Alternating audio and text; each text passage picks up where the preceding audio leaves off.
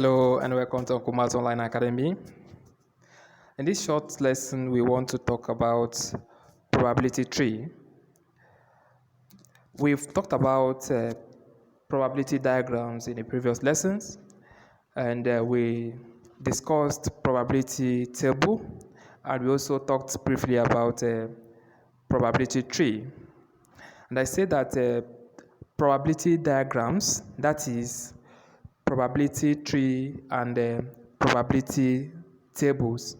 We have two types of probability diagrams, probability tree and probability diagram, and that these two things are used to show the possible outcomes or the sample space for an event. So if we have a complex event, especially like when two coins are tossed, or when we roll two dice together, to get the outcome of these events easily, we use probability diagrams. For a coin, or if the event we are considering is only two, we normally use probability table. But if it is more than two, like when we toss a coin 3 times, or when 3 coins are tossed together, we use probability tree. So let's look at probability tree. Assuming that we have one coin tossed, let's draw the probability tree. The probability tree for one coin, it looks like this.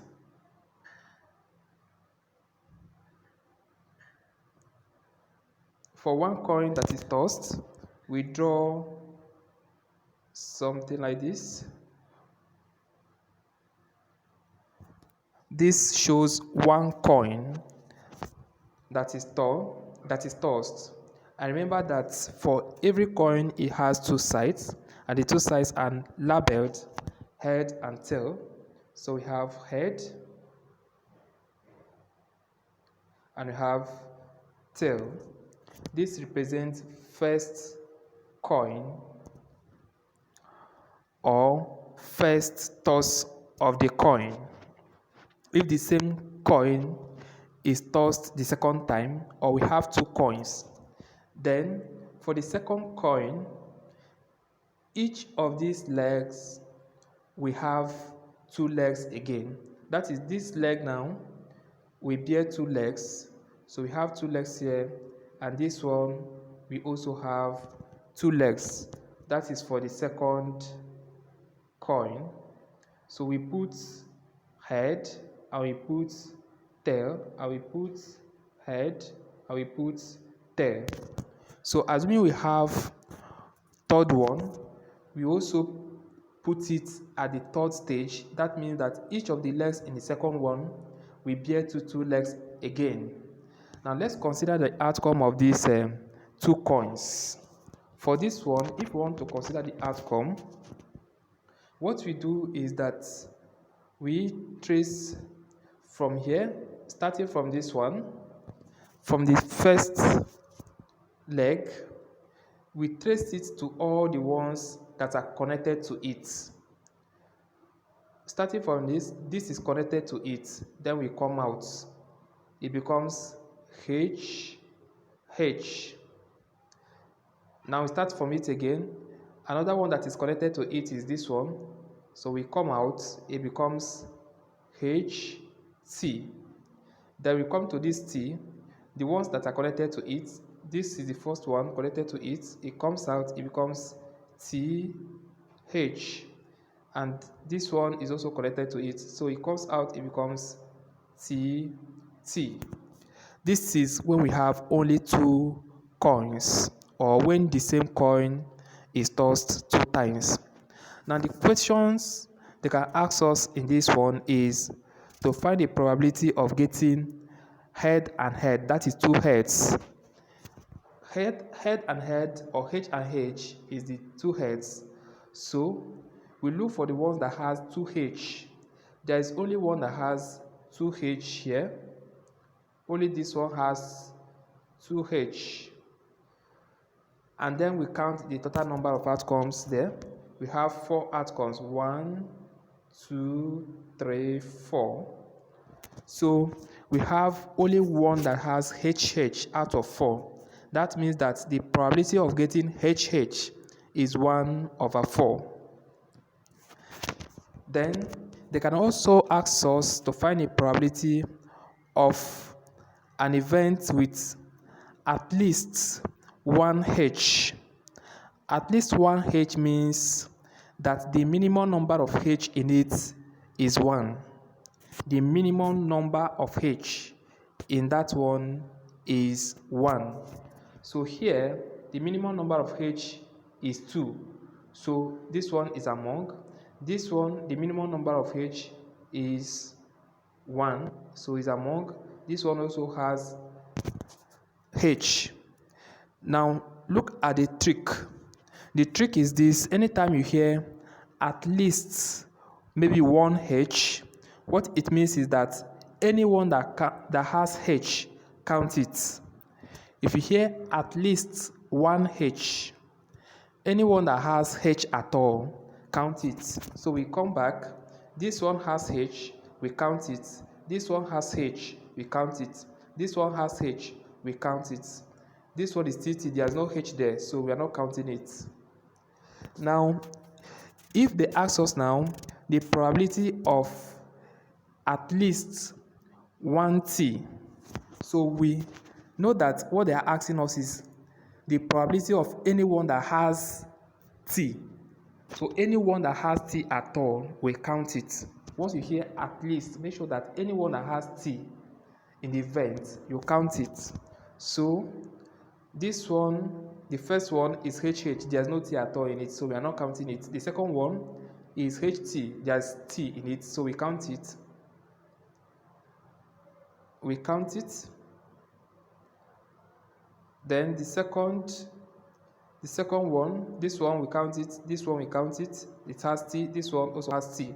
This one does not have any T. So this one we also have 3, that 3 of them have at least 1T. So this one is 3 over the total, which is 4, 3/4. Now they can ask us at least TT, at least TT, or at least 2 heads. At least 2 tails is at least TT. If they ask us at least two heads or 2 tails, at least 2 tails, what it means is anyone that has 2 tails at all, we count it. At least you check whether it is 1 or 2. At least 2 tails means anyone that has 2 tails, we count it. This one does not have any tail. This one has 1, this one has 1, so we are not counting this one, we are not counting this one, we are not counting this one. It is only this one that has 2 tails, so we count it. So at least 2 tails is 1. So we have 1/4. Now if they say at least 2 heads, that is HH, that means the one that has 2H. So we look for the ones that have 2 heads or 2H in the event, and we count it. Starting from this one has 2 heads, so we count it. This one has only 1, we are not counting it. This one has only 1, we are not counting it. This one does not have H at all, so we are not counting it. So we have only one that has at least 2 heads. Okay, so this is how to solve the probability of 2 coins tossed together, or 1 coin that is tossed 2 times. Now, if we have 3 coins tossed together, we start with the first one. It becomes, or let me say we have head and tail. Then second one, it bears head and it bears tail, head and tail. Then this one also bears head and bears tail. This one also bears head and bears tail. This one bears head and bears tail. And this one bears head and tail. So this is for the first coin, second coin, and the third coin. Now this place, they may ask us, let us first of all bring out the outcomes in this one. The outcome, we start from this, then we check all the branches or the events that are connected to it. So let's go through the first line, here, and then we come out. The trick again here is this: it must connect to 3. If the coin is tossed 2 times, it must connect to only 2 events. If it is tossed 3 times, it must connect to 3 coins. So if we start here, it connects to this one, first one, second one. So we have 1, 2, 3, which is H, H, H. Then we take it again and connect to other ones. We start again, we connect to this one, then this one also bear coins, bear a leg here. So that is 3. We have 1. Let me clear this. Okay, this one, 1, 2, 3. So we write it H, H, H. That is for this one. Then for the second leg, this one, we start again from this. It goes this way and come here, and then this one also bears a child. So we connect it, it becomes H, H, tail. So what we also do to help us remember it is that we take the first one as the parents, the mother and the father. This is the mother and this is the father. Then the direct one, or the direct legs from it, they are the direct children. So this one is the children, these ones are the children. So this is a child and this one is a child. So the ones that these ones have are the grandchildren.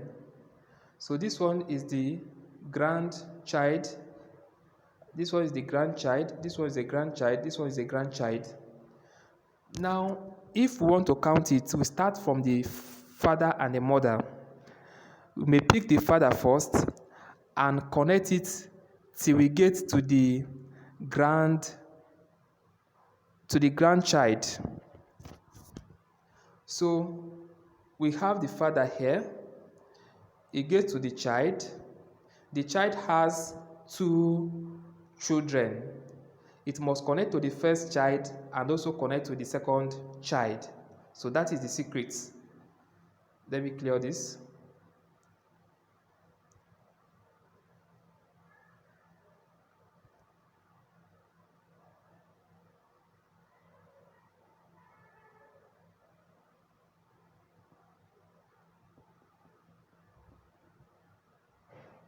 Okay, so we start with this father. It has two children.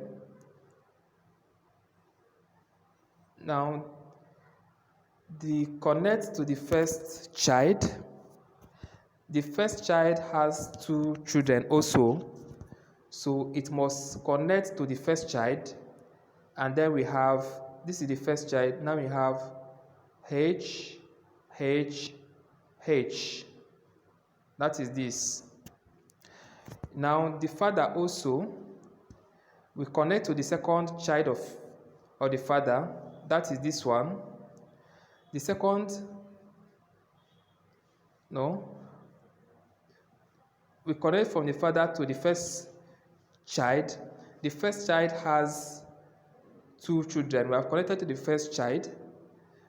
Then we now connect to the second child, which is this one.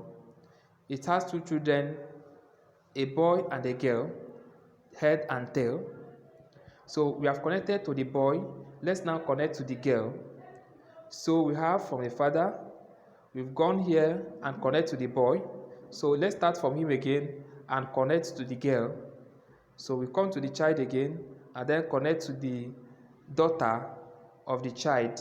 So this becomes the father and his son and then his daughter, HHT.